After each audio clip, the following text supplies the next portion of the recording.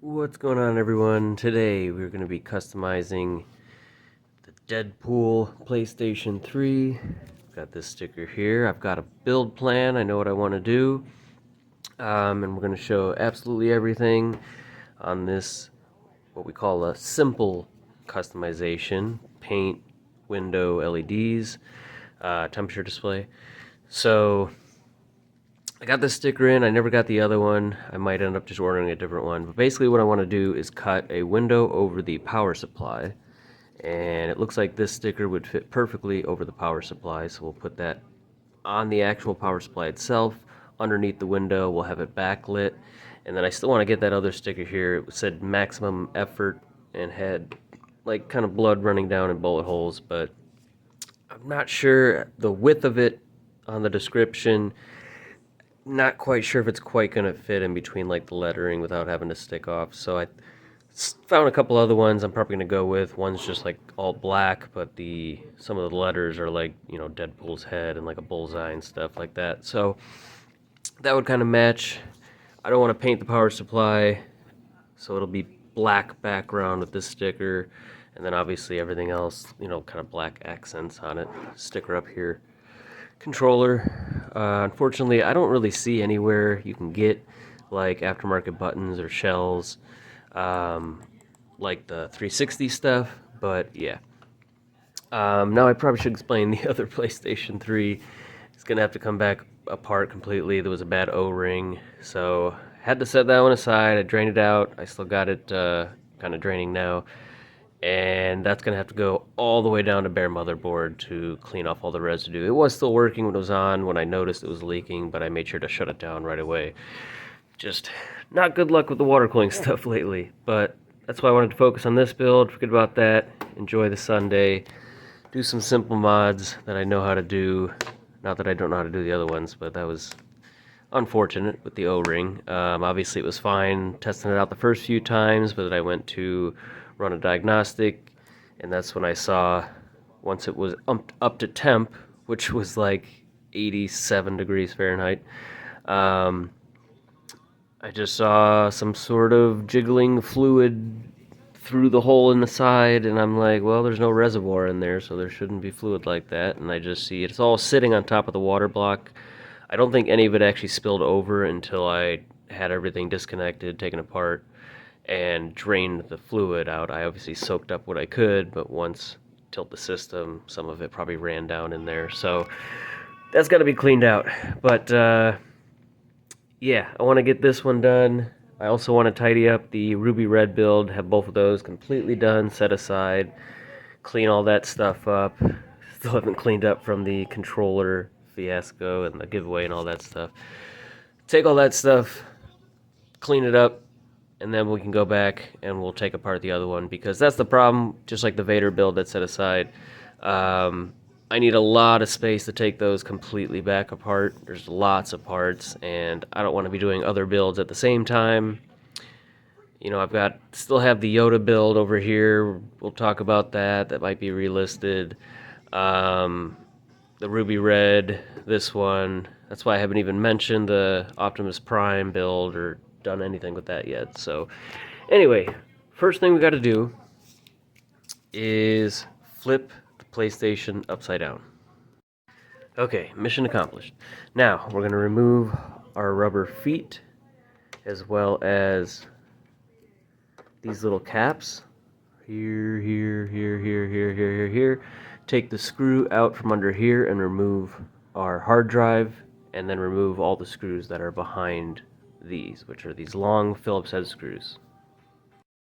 Okay, got all those removed. We'll flip it back over, and we can take the top half of the shell off. Oh yeah, and hard drive removed over here.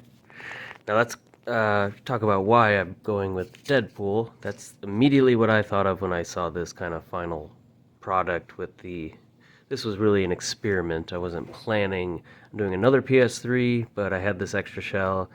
Tried a bunch of random paint techniques and stuff with the alcohol and marbling effect and splatter and all that kind of stuff. And this just makes me think of Deadpool. Not just the red, but like this texture, his skin condition. yeah, so anyway, now we can go ahead, lift it up from the back. And there's a couple tabs that kind of sit in the power supply that make it kind of snug, so you have to pry it up from the back. There we go. And it tilts forward, pops right off. And here we go, right on the inside. Ooh. Now, we don't need to do anything really on the inside other than, I'm still going to finish cleaning it up a little bit better. There's still a lot of dust in the fan. But we need to splice in a 5-volt for our temperature display. We need to feed the sensor underneath. And we also need a 12-volt source to put some LEDs in here. I guess we could also use some red LEDs, but we'll figure that out. Or red LEDs, 5-volt LEDs, and still go through there. But as we remember, this is a standby 5 volts on this side, so once it's plugged in, temperature display and LEDs would be on, unless we do like a momentary switch like on the other build.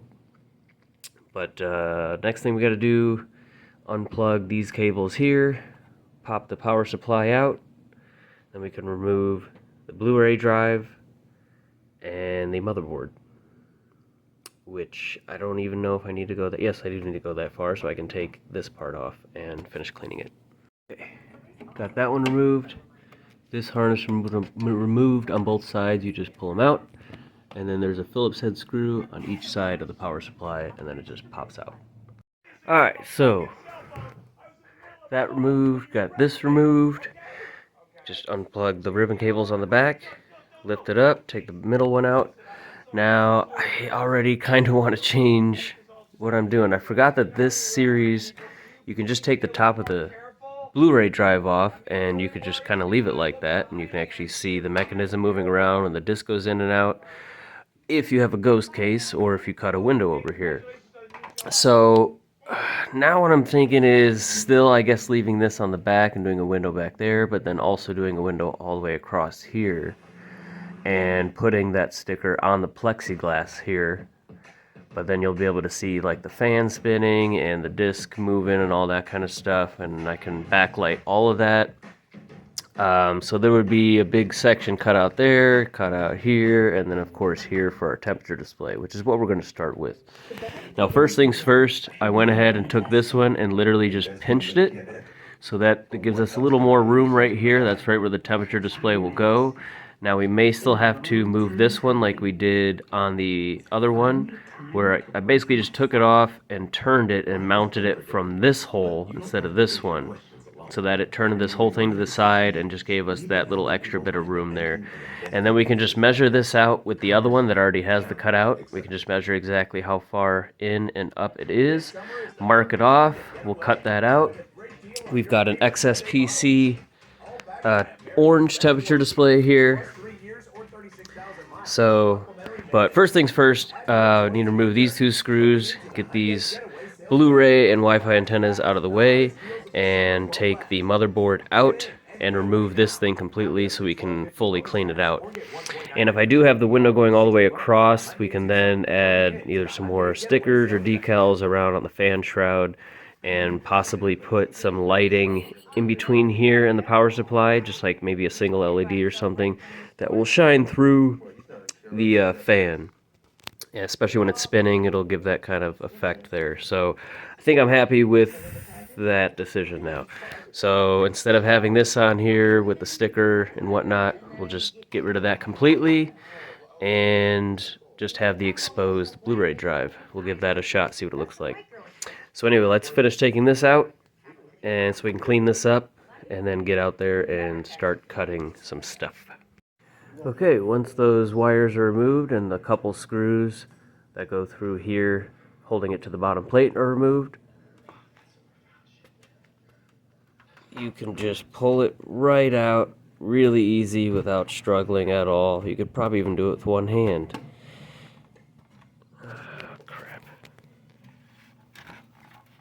Just like that. Easy peasy. Oh, crap. Alright, we got these separated. This was really kind of suctioned onto those chips. I had to very carefully all the way around the outside just apply a little bit of pressure until it came apart, and didn't actually look at the motherboard itself before I put it on. I just kind of looked at the shielding.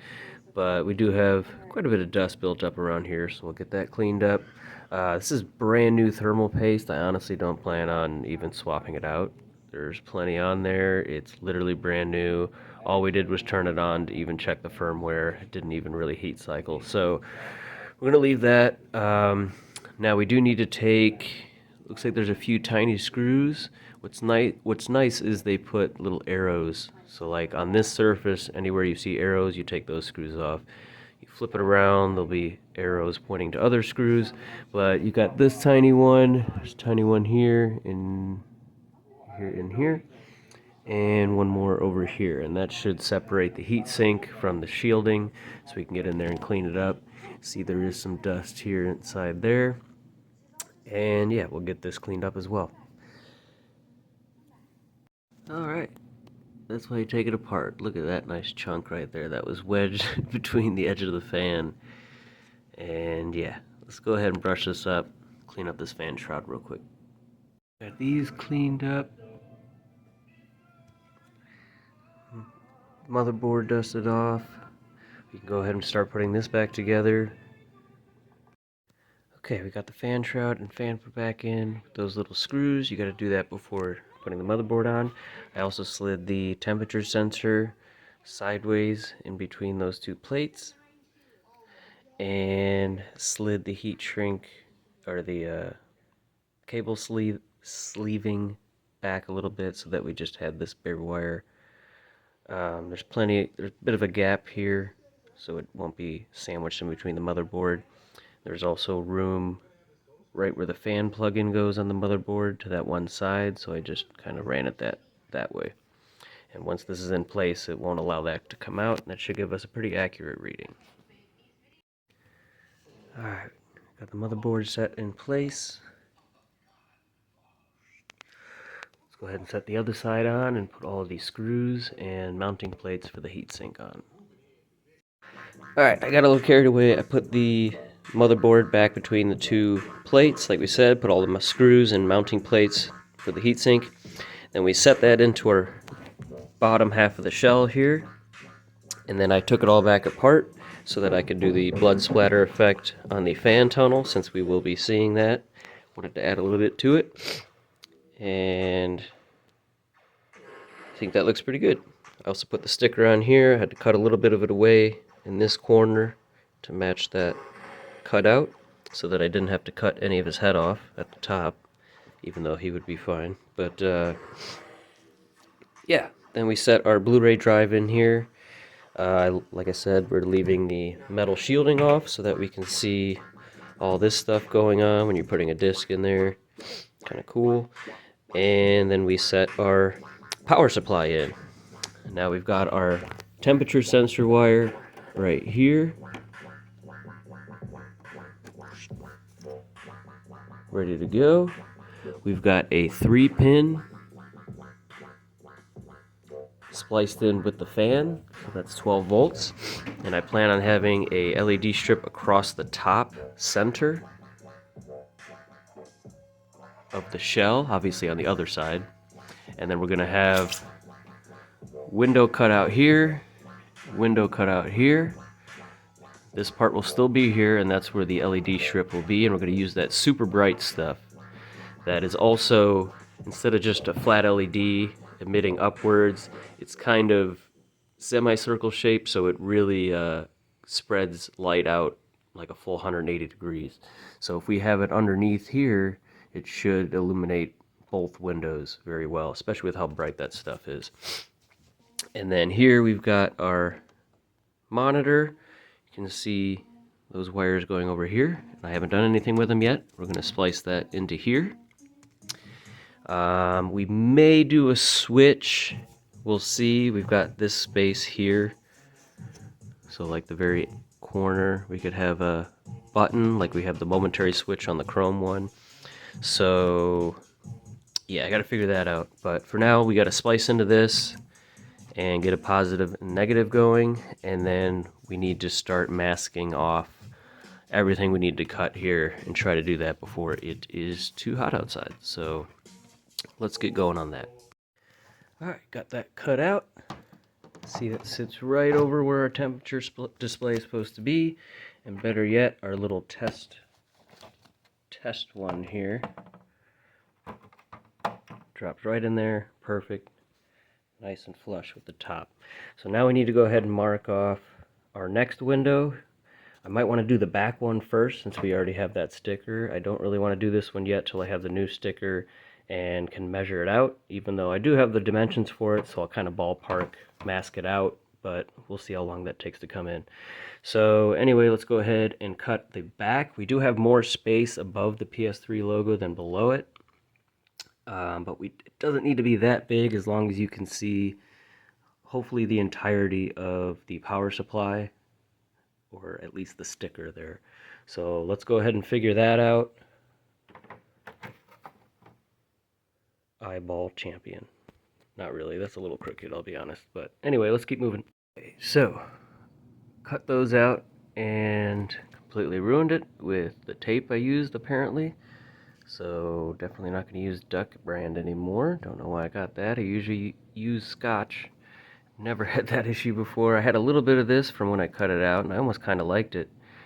But obviously it is way worse over there. Trying to think of ways I can kind of work with this other than having to just sand both sides all the way back down. I guess I could leave the bottom half, even if the top half is different, because I obviously cannot recreate this. This was all kinds of random, I sprayed isopropyl alcohol on it, I put a plastic bag on it to get like a marbling effect, it did like splatter, used a bunch of different colors, I don't even know what colors. So yeah, we got to figure that out. But I have these, still got some sanding to do, but I got them at least pretty flat so we can get a good idea of what this looks like. So as you can see now, I would have the LED strip go across here on the bottom side. It should illuminate both windows. And yeah, I guess we'll end it here because I'm gonna have to repaint this before I can add plexiglass. Plus I'm still waiting on that sticker anyway, which I just ordered, so that's gonna be a couple days. But it looks like I've got an 8" by about 2.5", so I can get their 8" sticker, and that should work out. But that's it for now. Thank you guys for watching.